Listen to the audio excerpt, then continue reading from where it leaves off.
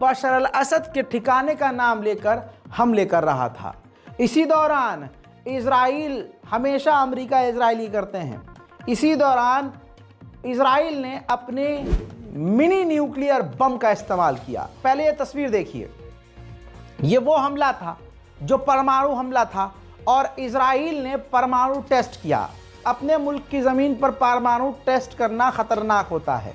ऐसे में America, Israel ये फ़ायदा ज़रूर उठाते हैं ऐसी जगहों का जहाँ पर जंग चल रही होती है।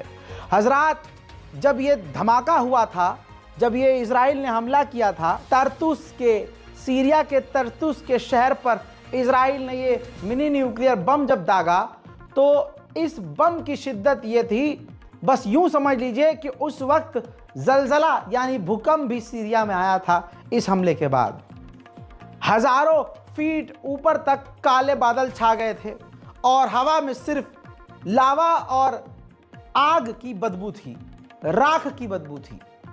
हजरात, अब आप कहेंगे कि रज़ा भाई इतने दिनों बाद कैसे बता रहे हो आप? हजरात, ये चुपके से हमला किया गया था, लेकिन ये नहीं पता था कि ये परमाणु अटैक है। लेकिन international organisation Swiss nuclear researcher, Switzerland की एक संस्था है जो न्यूक्लियर पर जांच पड़ताल और नज़र रखती है, करती है पड़ताल, उसने ये खुलासा किया है कि ये इजराइल ने न्यूक्लियर टेस्ट किया था छोटे लेवल का, जिसने पूरे के पूरे शहर को बर्बाद कर दिया था। अब सीरिया के लोगों के साथ ये कुछ हो रहा है, सीरिया के लोगों को पता ही नहीं है।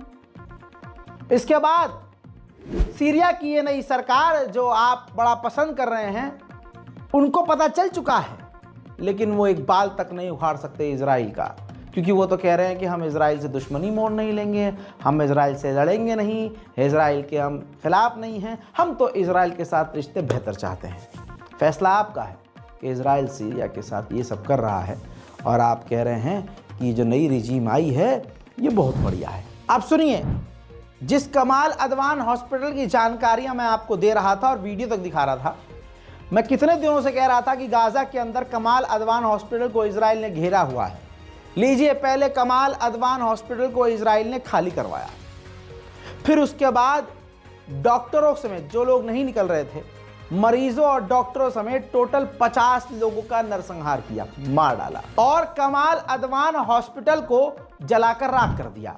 कमाल अदवान के आसपास के इलाकों से इजराइल 100 से ज़्यादा फिलिस्तीनियों को किडनैप भी करके ले गया है और सैकड़ों को घायल कर चुकी है इजराइल की सेना। इजराइल की सेना ने नरसंहार मचाया है।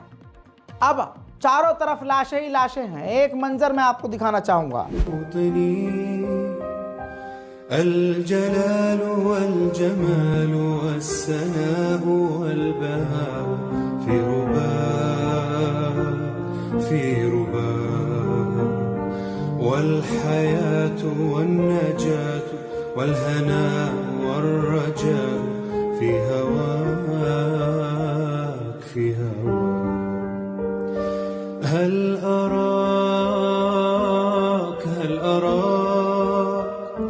सालिमन मुनअमन व गानिमन मुकर्रमन सालिमन मुना। अभी एक तस्वीर देखिए, कमाल अदवान हॉस्पिटल जिस इलाके में है, हॉस्पिटल पर भी और आसपास के इलाकों पर भी ड्रोन के जरिए ग्रेनेड इजराइल की सेना गिरा रही है। उधर 72 घंटों के अंदर 4 गाजा के गोद के बच्चे, छोटे छोटे बच्चे ठंड से अकड़ कर मारे गए। इजराइल के ही जर्नलिस्ट ने जानकारी दी है, क्योंकि आपको लगता है फिलिस्तीनी बढ़ा चढ़ाकर बताएंगे, तो ये देखिए, इजराइल के ही पत्रकार ने जानकारी दी कि गाजा और सेंट्रल गाजा पर इस लेवल की इजराइल बमबारी कर रहा है कि बमबारी की आवाज तेल अवीव तक आ रही है। अल्लाहु अकबर। हाल गाजा का यह है कि गजा के हेल्थ केयर वर्कर, एक नौजवान जवान शख्स ठंड के मारे मारा गया है। एक कमाल अदवान हॉस्पिटल का डॉक्टर जो खाली करवाने पर जान बचाकर हॉस्पिटल से बाहर आ गए, वो बचे और उन्होंने मीडिया को बताया कि सैकड़ों लोगों को, जिसमें मरीज भी थे, इजराइल की सेना डॉक्टरों और मरीजों को भी, सैकड़ों डॉक्टरों और मरीजों को टोटल मिलाकर सैकड़ों लोगों को गिरफ्तार करके किडनैप करके ले गई और हमें पता भी नहीं है कि कहाँ ले गई है। وانقطع الاتصال بجميع من كان في المستشفى، إن كان يعني الأطباء والكوادر الصحية، حتى سيارات الإسعاف التي ذهبت لم ترجع لنا بخبر حتى اللحظة. الحقيقة هذا الاعتداء على المستشفى يسجل وصمة عار على جبين الإنسانية كلها، وعلى جبين المنظمات الدولية، وعلى جبين الأمة العربية بأجمعها، أن هذا المستشفى ظل صامدا حتى اللحظة الأخيرة، وظل يخدم ويقدم هذه الرسالة. والاحتلال الإسرائيلي قد هاجمه أكثر من 37 مرة، تم